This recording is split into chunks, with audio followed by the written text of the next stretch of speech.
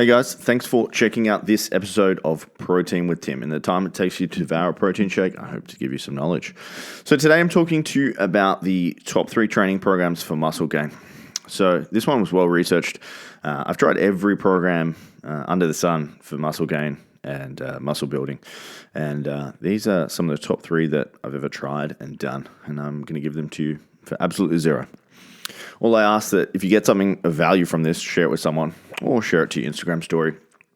So the first method here is Reg Park's 5x5 methods. One of the most popular workouts during the last half century is this 5x5 system, not to be confused with the original version by legendary strength coach Bill Starr. This has been proven especially popular with football players, but Park's workout is designed to develop the physique that is as strong as it looks. There have been heaps of variations of the 5x5 system, but one source has founded Reg Park's book, which is called Strength and Bulk Training for Weightlifters and Bodybuilders, published in 1960. That was fucking ages ago. It was a workout that helped Park become not just a bodybuilding legend, but one of the strongest bodybuilders of all time, but he's also a movie star. Park actually played Hercules on the big screen 5 times. His first Hercules was like some captive woman in 1961. This was way before CGI, so if you actually wanted to be Hercules, you actually looked like Hercules. It wasn't CGI muscles. It was like really him. So Park had done that. He's built a balanced physique that included 20-inch arms.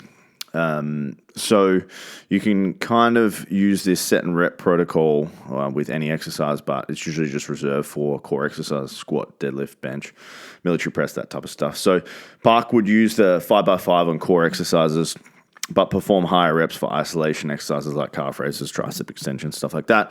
The basic goal of Park's workout program would be to progressively overload heavier sets of 5 of an exercise and then 3 sets of 5. When you complete all 3 sets at heavier weights, you want to increase the weight in all 5 sets by 2.5 to 5 kilos, okay? So this would work out to be like a Monday, Wednesday, Friday program. Phase 1, which would be for 3 months, would be squat, dead, bench, pull-ups, back extensions, abs. Phase 2, which would be the second 3 months, front squat, back squat, military press, high pull, deadlift, calf raise, pull-ups, back extension, abs. And then phase 3 was just a regression on that. So if you can imagine doing 5x5 bench, 5x5 deadlift, 5x5 military press, 5x5 pull-ups, 5x5 back extensions, and abs at heavy weights, that's a fucking savage program. That's pretty gnarly. So you can see where this kind of fits into modern strength conditioning now, is this 5x5 method. But I'd say if you're short on time, Monday, Wednesday, Friday training 5x5 would be a good option to go down. Second method here is the 1 lift a day method. So this was founded obviously quite a long time ago, but in 2012, researchers from the Norwegian School of Sports Science presented a study that looked at the differences between 3-a-day training, so 3 days a week training that extended the same workout into 6 days. So what they did is they had a normal 3-day program. They divided it between 6 days, so it's essentially like 50% of the volume.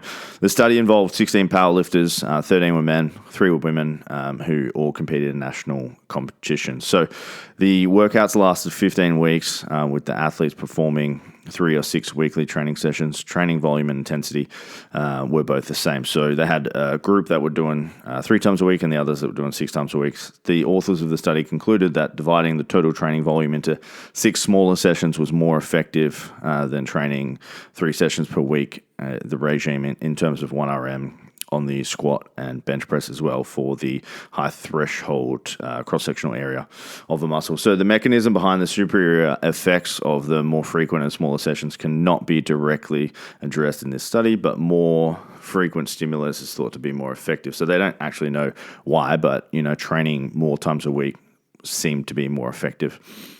The lifts performed, so this would give reason to doing 1 lift a day. The lifts performed in the 1 lift a day should be involving exercises that use maximal or recruit maximal muscle mass. This is an extreme example, but let's think about like a Monday would be back squat, Tuesday chin-ups, Wednesday military press, Thursday deadlift, Friday bent over row, Saturday would be bench press again. I messed that up. Anyway, you kind of get what we're going for here. One of the main exercises would be on each day, and then Sunday would be a rest. Rep schemes on each week would be week 1, 5x5, week 2, 5x3, and then week 3 would be 5x1.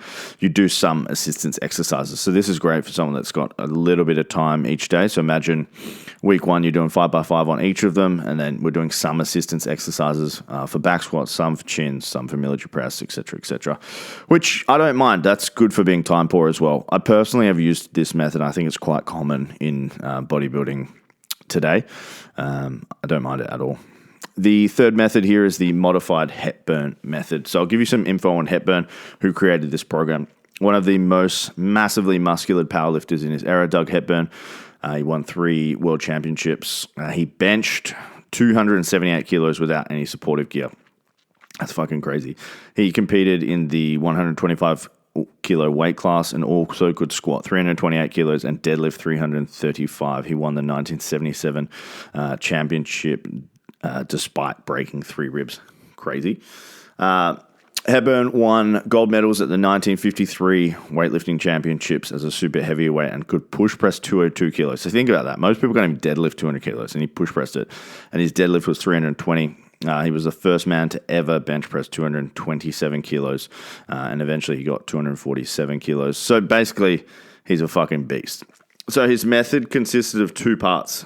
So the first part, the A series, is a 5x1 with a 5-second down on the tempo at 95% 1RM. That would be fucking brutal. The second part to this, the B series, same exercise you do. 5x3, 3 down, 2-second pause, 1 second on the way up at 72 to 78% of your one rep. So he would repeat the session until you can get the 5 singles easily at the weight, and then you'd add 2.5 on. So that would be like his week-to-week structure would be, say on Monday, we're doing 5x1 at 95%. If you can hit them all consecutively for 2 weeks, then we're going to add 2.5 kilos and go up from there. So he would periodize it that way. So for me, squatting, 220 kilo, that would be 209 for a 5x1. That's fucking savage. Great method there. I've tried something similar before. I also do love this type of training. So if you guys want these notes, I can give them to you as well, because I wrote these out in the templates as well. But some different ways to train here, and I hope this kind of lit up your knowledge of strength conditioning and what's possible in the gym and how to do it.